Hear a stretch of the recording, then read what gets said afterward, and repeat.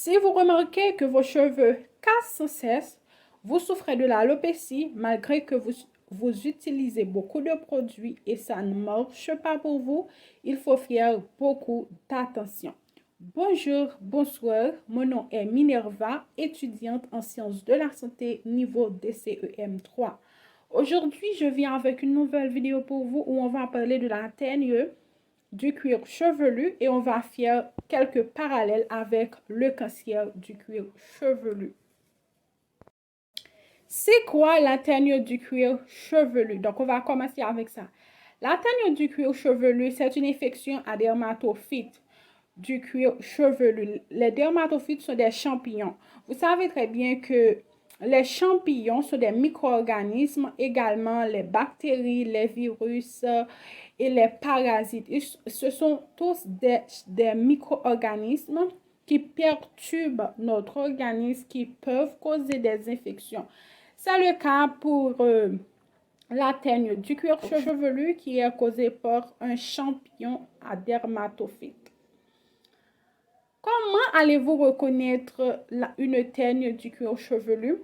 Donc, la teigne du cuir chevelu peut provoquer une éruption cutanée sèche et squameuse et parfois ça peut accompagner de démangeaisons, d'une chute de cheveux localisée qu'on appelle alopécie.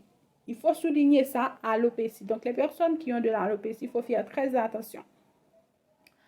Il y a certains champignons qui peuvent provoquer la teigne du cuir chevelu. Des champignons qui provoquent une teigne à point noir. Il y en a également qui cassent les cheveux à la surface du cuir chevelu.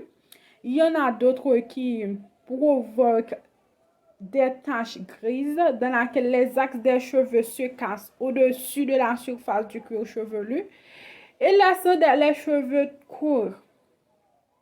La teigne du cuir chevelu provoque parfois une desquamation qui ressemble à des pellicules.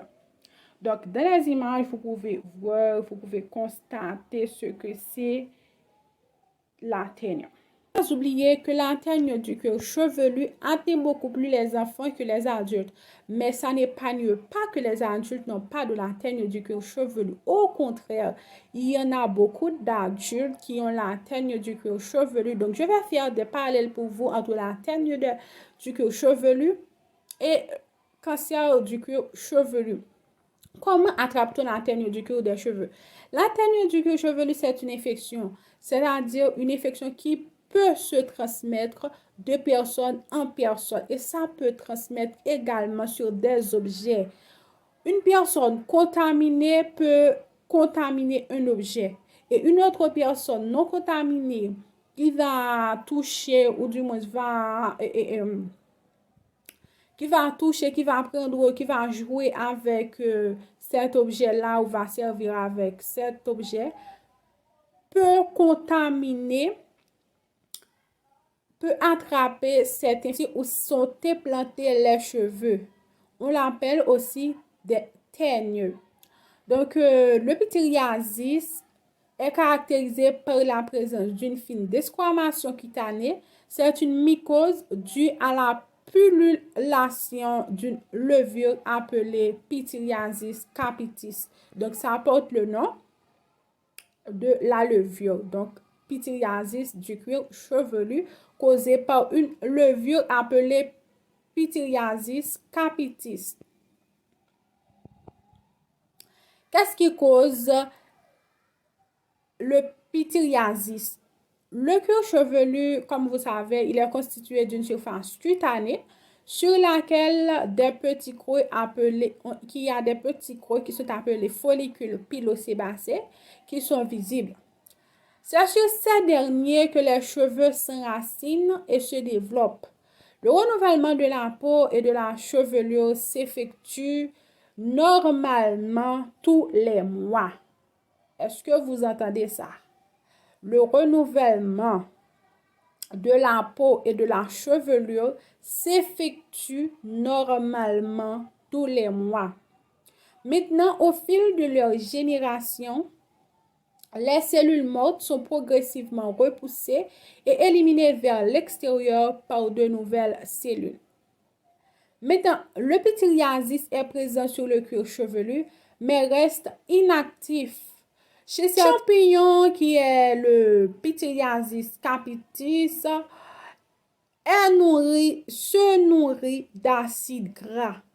Il puise cet acide dans le sébum et risque ainsi d'aggraver la déshumidification d'une peau déjà sèche.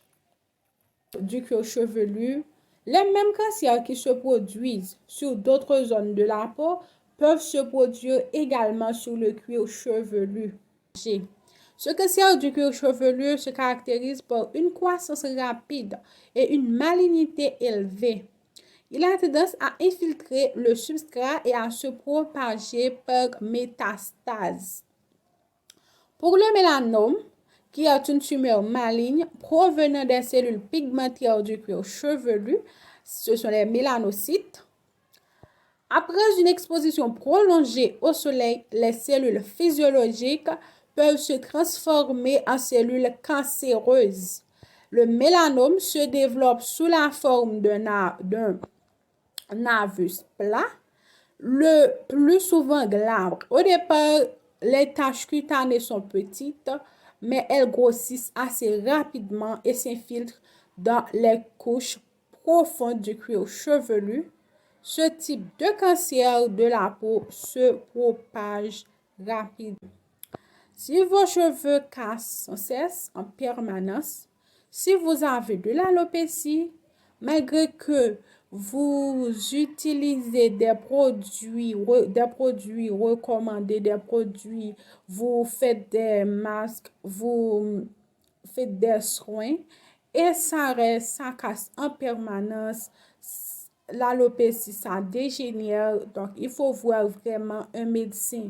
Parce que ça peut être une infection soit la teigne du cuir chevelu, ça peut être le pityriasis du cuir chevelu, qui est également une teigne du cuir chevelu, ça peut être un cancer du cuir chevelu.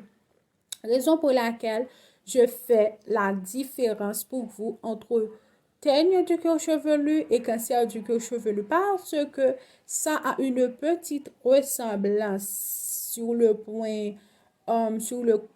macroscopique. OK? Ça a une petite ressemblance. Donc, je vous conseille dignement de toujours prêter attention à la santé de vos cheveux et surtout de porter des chapeaux, d'éviter une exposition prolongée dans le soleil car les rayons UV sont très nocifs pour la santé, non seulement de vos cheveux, également pour votre santé.